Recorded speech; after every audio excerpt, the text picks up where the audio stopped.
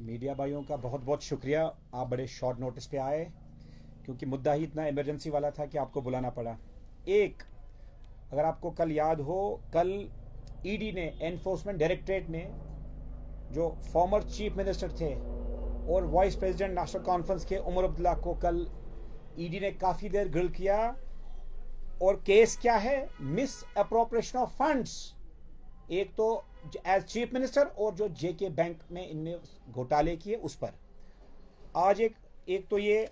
और आप देखिए आयरनी क्या है उमर अब्दुल्ला साहब की, वो कहता है एनफोर्समेंट डायरेक्टरेट जो इतनी रेप्यूटेड है वर्ल्ड वाइड, उसका on merits, on its honesty, on its work, it's known globally, तो उन्होंने कहा कि नहीं, just to satisfy their ego. इतने बेशर्म हो चुके हैं, एक तो चोरी और देन इल्जाम कंफ्यूज करना। खैर, आज एक और मुद्दा जो मैंने उठाया, आप देखिए, मैंने परसों कहा था कि ये अली बाबा 40 चोर हैं। अब इनने जम्मू में, ये नासिर सोगामी ने सांबा में फेज 3 में एक फैक्ट्री खोली है 4 सीजन के नाम पे। ये वो फैक्ट्री के फोटोग्राफ्स हैं। 4 सीजन्स इंडस्ट्री जो सैनिटरी मैन्युफैक्चरिंग करती है।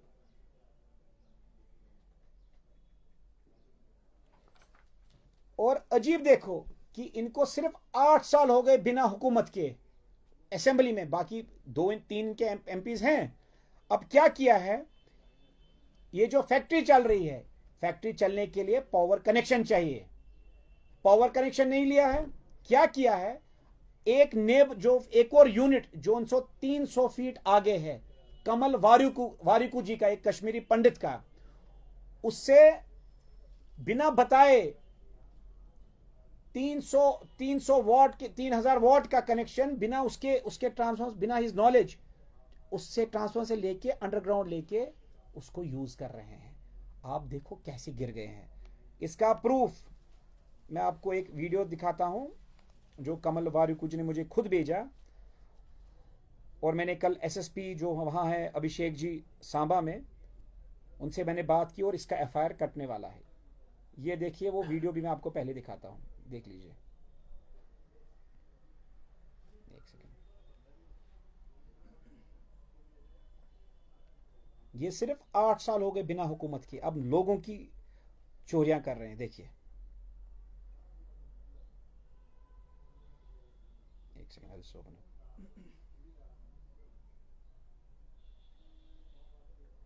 ये जिसकी है उसका देखिए, ये देखिए कनेक्शन कैसे दिखाता है। देखिए, अगर आप ये नोट कर सकते हैं, देख सकते हैं जूम करके, ये जिसकी फैक्ट्री है, कश्मीरी पंडित है कमल वारिकू जी, ये पूरा इसमें वीडियो दिखाता है। मैं ऑन करता हूं, देखिए कैसे ये पावर चोरी होती है। देखिए,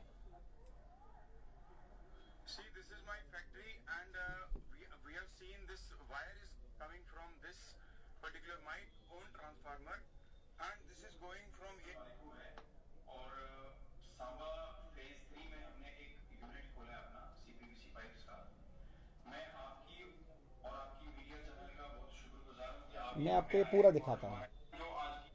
देखिए, मैं आपको ये पूरा, एक सेकंड में जस्ट होल्ड ऑन, मैं आपको ये एक सेकंड दिखाता हूँ पूरा वीडियो कि कैसे अंडरग्राउंड अपने ही हमसा यूनिट से नासिर असलम वानी के यूनिट में पावर जाता, और वो बोलता मुझे पता ही नहीं, वो साधु है। मतलब ये तो बड़ी शर्म की बात है, कितना एक पॉलिटिशियन गिर सकता है। देखिए, इसमें पूरा दिखाया है,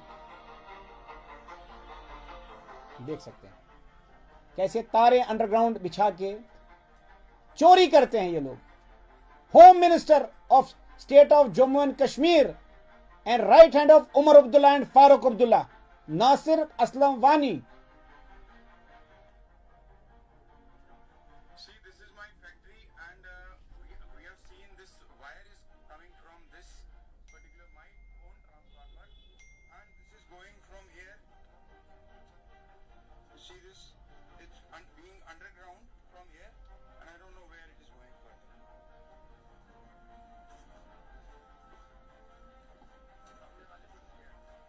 अब देखिए, अब मैं आपको, ये तो लंबा वीडियो है, ये चलता रहेगा।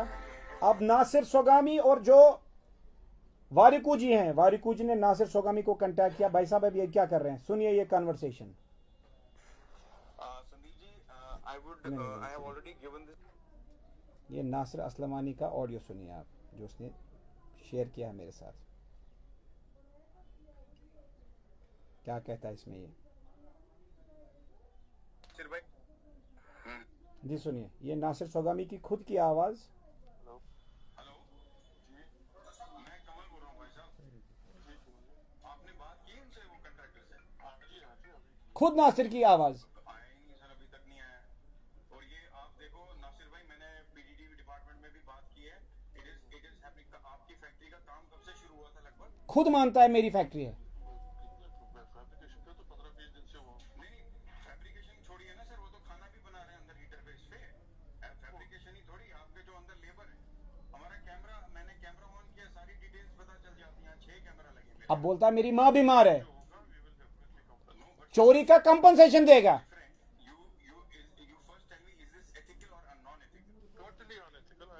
आप उसके बाद देखो, आप देखो, अब ये बोलते हैं हम तो ऑनेस्ट लोग हैं। आप इसके बाद व्हाट्सएप चैट जिसपे ये सारा कन्फेस करता है कि मैं कंपनसेट करूंगा जो ये चोरी करेगा। आप ये देखो, यहां से फैक्ट्री बन रही है जम्मू में, वहां से पावर चोरी, और ये नया मकान, साधु हैं ये लोग, ये नया मकान शिवपुरा का, नासिर असलमानी जी का। कितने दूध के दुले हैं, जो हुकूमत से आने से पहले बैंडसा का कर्जा नहीं 10-15 लाख चुका सकता था, ये करोड़ों अरबों कहां से लेके आता है। और ये कौन सा पैसा है, यही तो लूट खसूट का पैसा है आम आदमी का। ये रहा नासिर सोगामी का। परसों आपको अगर याद होगा, राथर जी ने कहा मेरा कश्मीर में कोई मकान ही नहीं है, उसका भी कलर्ड फोटोग्राफ, जहां जेके पुलिस इस वक्त है बादीपोरा में। देखिए इनके एसेट्स, कितना बड़ा मकान है।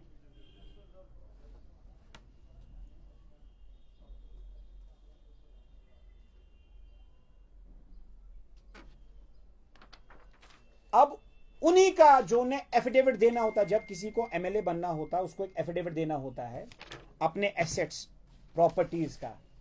अगर 75 में उसको बांग्लादेश का जैकेट पहनता था, ये देखिए उसी का, ये इलेक्शन कमीशन का जो फॉर्म 2D भरना होता है किसी को अगर इलेक्शन लड़ना हो ना एमएलए का, ये देख लीजिए, ये राथर साहब का इलेक्शन कमीशन, जेके जम्मू कश्मीर का इलेक्शन अथॉरिटी का कागज है जो उन्हें खुद भरा है, इनका दस्तखत साथ में है।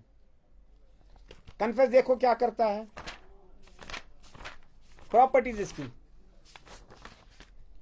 43 कनाल 2 मरलाज, 35 कनाल 10 मरला, 7 कनाल,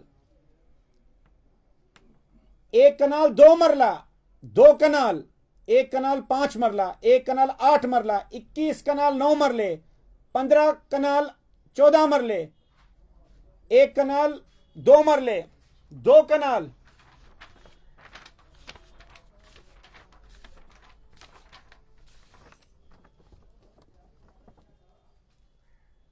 40 लाख की जमीन,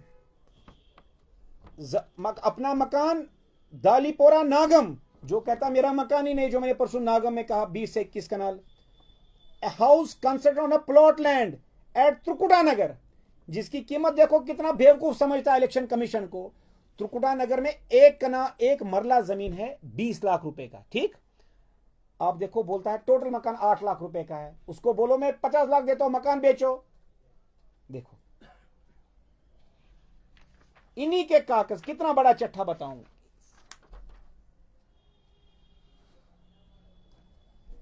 मैंने हाईलाइट किया है, अब थक जाएंगे। इनका गांव, एक गांव फार्म भी है एट दालीपोरा नागम, तहसील चावडोरा, मैंने हाईलाइट किया है। उसको बेवकूफ बना बोलता है काउ शेड। कैसे ये सिस्टम का इस्तेसाल करता है, सब्सिडियां खाता है।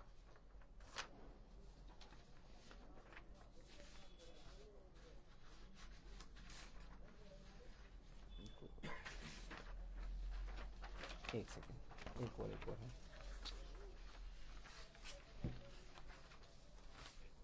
ये देखो ये देखिए जमीनों का खुद जो इसने खुद एफिडेविट भरा है इलेक्शन कमीशन को, इसको जरा हाईलाइट करो।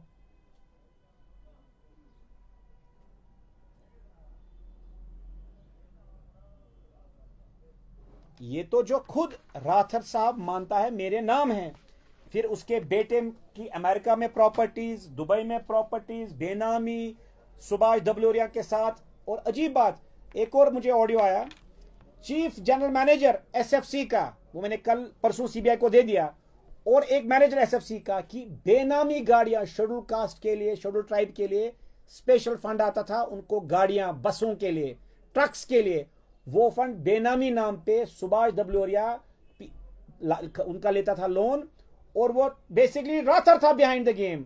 और क्या करते थे, 2-4-5 साल के बाद बोलते थे कि भाई ये डिफंक हो गया, और उसको वेव ऑफ करते थे अरबों। तो आप खुद डिसाइड करिए कि क्या मैं झूठ बोल रहा हूं, वो खुद कागज इलेक्शन कमीशन में बता रहे हैं। दूसरी बात, अगर आप देखो अभी रिसेंटली अमेंडमेंट 37 पंचायत और अमेंडमेंट 74 म्युनिसिपैलिटी का पास हुआ, देखो कैसे ये गुमराह करते थे। सरकार दिल्ली की चाहती है कि एक आम आवाम तक पैसा पहुंचे। मैं विटनेस हूं, एक जगह अमित शाह जी ने और फारूक जी की मुलाकात, फारूक अब्दुल्ला की मुलाकात हुई। अमित शाह ने इनको कहा कि जितना पैसा हिंदुस्तान से 47 से आया है, यहां सोने की सड़कें होनी चाहिए थी, लेकिन बदकिस्मती से हमारे खुद के लीडर जो हमने चुने या चुनवाए गए, उन्होंने लूट और खसूट किया। आपको 73 जो है अमेंडमेंट है पंचायत का, वो और 74 अमेंडमेंट वो 1986 में पूरे इंडिया में लागू हुआ, और यहां अब जाके लागू हुआ। वो अमेंडमेंट था क्या? वो अमेंडमेंट था कि आम कश्मीरी जो ग्राउंड पे डिसीजन करे, ग्राउंड से आइडियाज आए, ग्राउंड से इनकी क्या क्या डिमांड्स है, ब्रिज है, फ्रिज है, ये हॉस्पिटल्स है, रोड्स हैं, पीएचई है। उससे क्या हुआ, ये इलेक्शन नहीं होने देते थे ना म्युनिसिपैलिटी का एट ग्राउंड लेवल, ना ये होने देते थे पंचायत का।